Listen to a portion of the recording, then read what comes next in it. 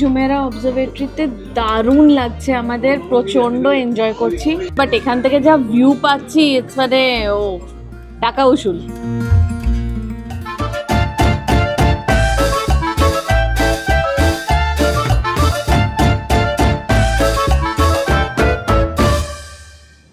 তো আমরা বেরিয়ে পড়েছি, এখন পাম জুমেরা যাব। তো আমরা নিয়ারেস্ট মেট্রো স্টেশন গিয়ে ওখান থেকে মেট্রো ধরে নেবো। এখনো ভিড় হয়নি, বাট আজকে ফ্লাইটস চালু হয়ে গেছে। কালকে আবুধাবি থেকেও ফ্লাইটস ছেড়েছে টু মুম্বাই। আমার কিছু কলিগসও গেছে, যেটা আপনাদের কালকে জানালামও। তো মোটামুটি আমরা যেটা দেখলাম, আদার দেন গ্লোবাল ভিলেজ, বাকি আমাদের যা যা শিডিউল ছিল সবগুলোই আমরা মানে করতে পেরেছি। তো আমরা পৌঁছে গেছি এখন মেট্রো স্টেশন। আমরা তাহলে মেট্রোতে উঠে যাই। আর মেট্রোর ভেতরে তো আমরা শুটিং করতে পারবো না। মেট্রোতে খুব স্ট্রিক্ট ফাইনস আছে, খাবার নিয়ে যাওয়া, অ্যালকোহল ক্যারি করা, ভিডিও করা। তো যখন আমরা অন্য কান্ট্রিতে এসেছি তো we should respect their laws. আমরা এখন বুর্জুমান মেট্রো স্টেশনে চলে এসেছি। তো আমরা ট্যাক্সি দিলাম 12 AED, মানে 12 AED মিনিমাম, মানে 5 দিয়ে যদিও শুরু হয়, মানে আপনি পয়সা দেবেন তখন 12 মিনিমাম আপনাকে দিতে হবে। আমাদের 3 AED বেঁচেছিল, মানে 3 AED রাইড বেঁচেছিল, অতটা যেতে পারতাম আরও, কিন্তু মিনিমাম ফেয়ার দিতে হলো 12 AED। আমরা মেট্রো থেকে নেমে গেছি, শোভার রিয়ালিটি বলে একটা স্টেশন আছে, ওখানে নেমে গেছি। আমরা এখান থেকে ট্র্যাম নিয়ে পাম জুমেরা যাব। দুবাই মেট্রোর মতন পরিষ্কার, অর্গানাইজড আর স্পটলেস পাবলিক ট্রান্সপোর্ট খুব কম জায়গায় দেখা যায়।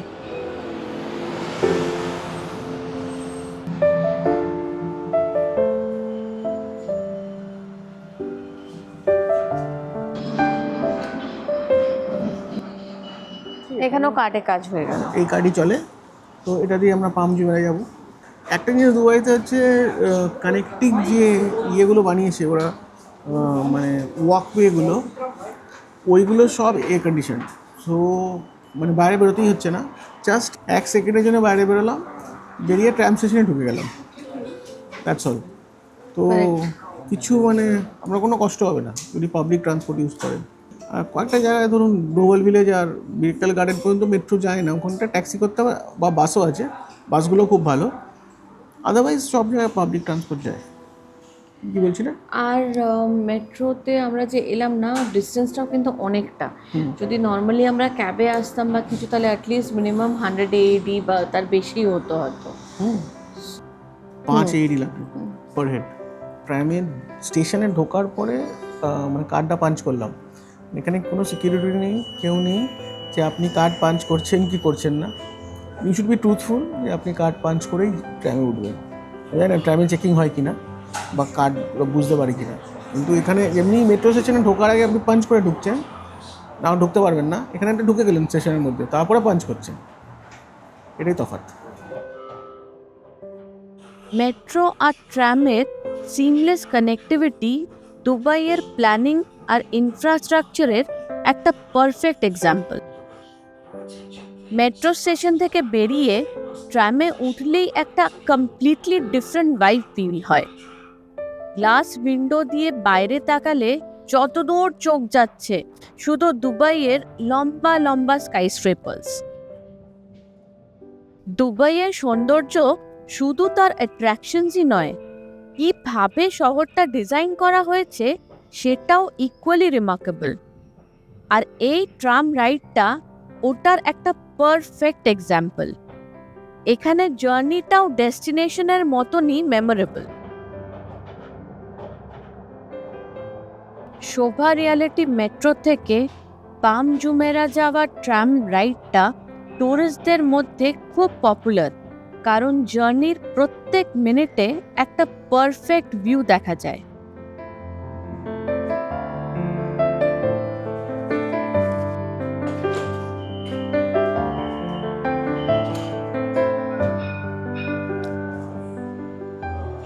চার্জ 5 টাকা, 5 AED, 5 AED করে লাগলো আমাদের।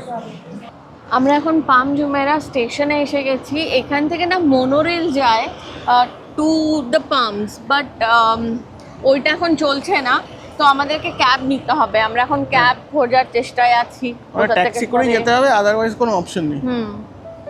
যত পাম জুমেরার দিকে এগোচ্ছি স্কাইলাইনটা আরোই ইমপ্রেসিভ হয়ে উঠছে। এখন আমরা এসে গেছি দুবাইয়ের সবচেয়ে আইকনিক ল্যান্ডমার্কগুলোর মধ্যে একটা, পাম জুমেরা। আর পাম জুমেরার ক্রাউন জুয়েল হলো আটলান্টিস দি পাম। পামের শেষ প্রান্তে এই গ্র্যান্ড আর্কিটেকচারটা চোখে পড়বেই। এটা হলো একটা হোটেল যেটা একটা কমপ্লিট এন্টারটেইনমেন্ট ডেস্টিনেশন। এখানে রয়েছে luxury rooms, fine dining restaurants, marine experience আর world famous Aquaventure water park. আমরা পাম জুমেরা মলে চলে এলাম। ওইখান থেকে ভিউ অ্যাট পাম, মানে যেখান থেকে পামের ভিউটা পাওয়া যায়, এই মলের মধ্যে দিয়ে যেতে হবে। এটার জন্য এক্সাইটেড, ওপর থেকে ভিউটা নেব। এখানে অবজারভেটরিগুলো মোটামুটি যা দেখছি আমরা সব মলেরই মধ্যে। হ্যাঁ,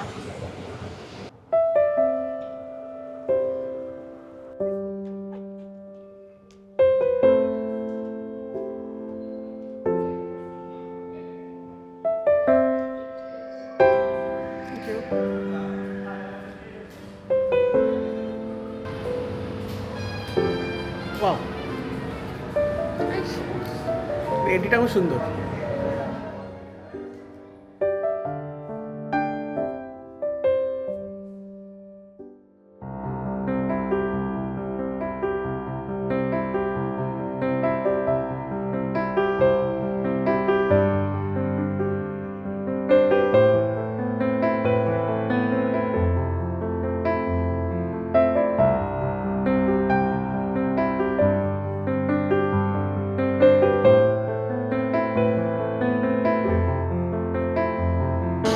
Stretches 3.9 kilometers east to west and 4 kilometers. The break wall runs 11 kilometers and protects the inner elements of the man-made island. 120 million tons of sand was brought from the ocean to build the 17 fronds in the shape of a palm. Over 1 million tourists and residents visit the palm each year. The palm is home to 27 hotels, including the stunning Atlantis the Palm. Tourist destinations such as the view at the Palm. The Palm opened in 2006 with a spectacular fireworks display. এখানে আবার আরেকটা রুমে ঢুকলাম, এখানেও পাম জুমেরার ব্যাপারে বলবে।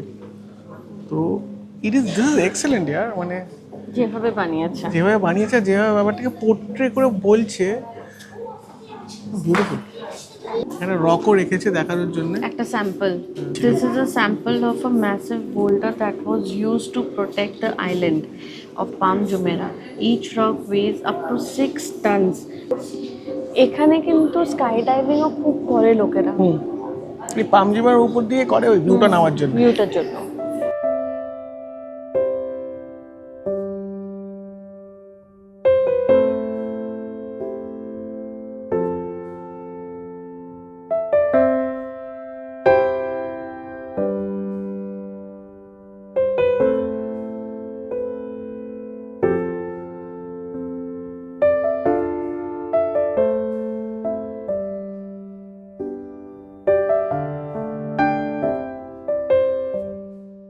এই যে এটা হচ্ছে অ্যাকচুয়াল ভিউটা।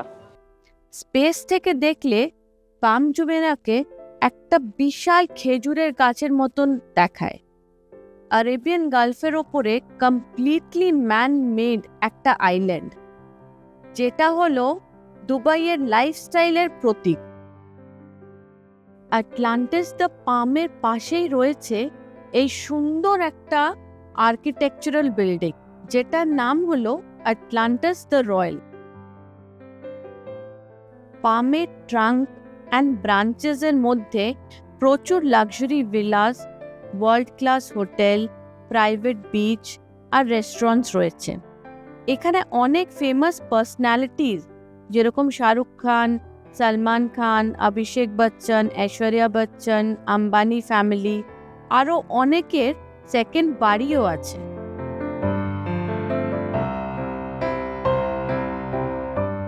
পাম জুমেরা অবজারভেটরিতে দারুণ লাগছে আমাদের, প্রচণ্ড এনজয় করছি।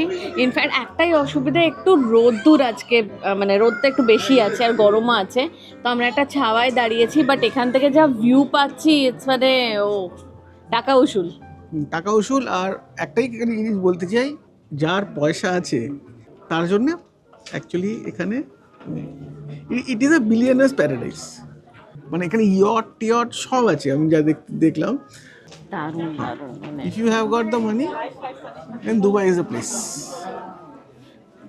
আমরা এখন এসে গেছি অ্যান্ড দুবাই। অ্যান্ড দুবাই হলো world's largest observation wheel. Blue water আইল্যান্ডে অবস্থিত এই জায়ান্ট হুইলটা দুবাইয়ের স্কাইলাইনকে একটা নতুন পার্সপেক্টিভ থেকে দেখা সাহায্য করে।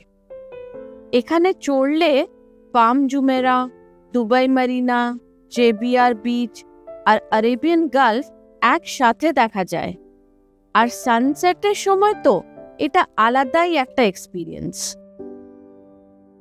এই কনসেপ্টটা নেওয়া হয়েছে লন্ডন আই থেকে, কিন্তু এইটা লন্ডন আই এর থেকে অনেক বড় হুইলটা।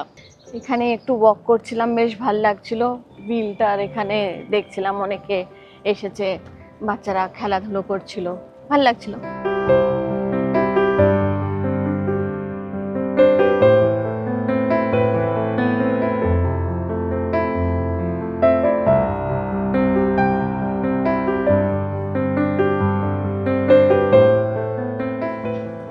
বিকেলের সময় এই রাস্তাটা দিয়ে হাঁটতে খুব ভালো লাগে। ব্লু ওয়াটার আইল্যান্ড দুবাইয়ের একটা modern waterfront destination. And Dubai ছাড়াও এখানে রয়েছে stylish shopping outlets, cafe, restaurants. Blue water থেকে দুবাই মারিনার স্কাইস্ক্রেপার্স, জেবিআর বিচ আর আরেবিয়ান গালফের প্যানোরামিক ভিউ দেখা যায়। তাই শপিং করুন, কফি খান বা শুধু ওয়াটারফ্রন্টে বসে থাকুন, এক্সপিরিয়েন্সটা প্রত্যেক ক্ষেত্রেই মেমোরেবল। দুবাইয়ের সবচেয়ে সুন্দর ওয়াকসগুলোর মধ্যে একটা হলো ব্লু ওয়াটার আইল্যান্ড থেকে জেবিআর বিচের এই পেডেস্ট্রিয়ান ব্রিজ ওয়াক। কোনো এন্ট্রি ফি নেই, কোনো বুকিং নেই, বাট একটা $1 মিলিয়ন ভিউ। কোনো ফেমাস মনুমেন্ট নয়, কোনো tick in the box activity না, শুধু একটা রাস্তা, নিচে সমুদ্র আর নিজেদের সাথে কিছু সময় অ্যাজ মেমোরি ক্যাপচার করা। ওয়াকটা দারুণ লাগলো। স্যান্ডটা পুরো হোয়াইট। বিদেশ ঘুরতে এলে মাঝে মাঝে এমন কিছু মুহূর্ত আসে যেটা কোনো আইটিনারিতে লেখা থাকে না। ব্লু ওয়াটার্স থেকে জেবিআর এর এই ওয়াকটাও আমাদের জন্য একটা ওরকমই মোমেন্ট। আজকে সারাদিন প্রচুর দৌড়াদৌড়ি, হই হুল্লোড় গেছে, তো এবারে রাত্রে ডিনারটা একটু ভালো করতে হবে। আমরা এসে গেছি পাক দরবারের একটা রেস্টুরেন্টে, পাকিস্তানি রেস্টুরেন্ট এটা একটা, যেখানে পাকিস্তানি ফুড খাওয়ার জন্য আমরা বেসিক্যালি এসেছি। তো ফার্স্টে আমরা অর্ডার দিয়েছি হচ্ছে চাপলি কাবাব। এটা হচ্ছে মিট চাপলি কাবাব, আর এটার সাথে দিয়েছে স্যালাড, আর এটা একটা গ্রেভি দিয়েছে, ডাল টাইপ অফ, এটা খেয়ে দেখতে হবে। তো এখানে আমাদেরকে যে সার্ভ করছে ওই আমাদেরকে বললো কি এটা ট্রাই করুন। না, চাপলি কাবাব আমারও ফেভারিট, আমি অনেক ইউটিউবে ভিডিওতে দেখেছি চাপলি কাবাব। কোনো হাই ফ্লেভার্স নেই, খুব ভালো রান্না হয়েছে, খুব ভালো খেতে। একটু পেপারের কোয়ান্টিটিটা বেশি, তো ওটা গিয়ে গলায় লাগছে, বাট ভালো খেতে, ভেরি গুড, ভেরি টেস্টি। আমি এটা ফার্স্ট টাইম চাপলি কাবাব খাচ্ছি, খুব ভালো লাগছে আমার, খুব ভালো খেতে। একটু গ্রেভিটা খেয়ে দেখি কিরকম। এটা ডাল টাইপ অফ, এটা ডালই, নো গ্রেভি, কাইন্ড অফ ডাল, বাট ওপরে অনেকটা তেল দিয়েছে, দেখুন রোগান আছে, রোগানটা ভালো আছে, ভালো খেতে। হ্যাঁ, চাপলি কাবাবটা এটা আমাদের রোলের তাওয়া আছে না, ওই তাওয়ার মধ্যে তেল দিয়ে ওরা মাটনটাকে টিপে টিপে মানে মাটনের কিমাটাকে টিপে টিপে এরকম ফ্ল্যাট করে ওটাকে ফ্রাই করে। এটা হচ্ছে কড়াই মাটন, ওয়াও। আর তার সাথে এইগুলো রুটি। এই রুটিতে ইন্ডিয়া পাওয়া যায় না। হ্যাঁ।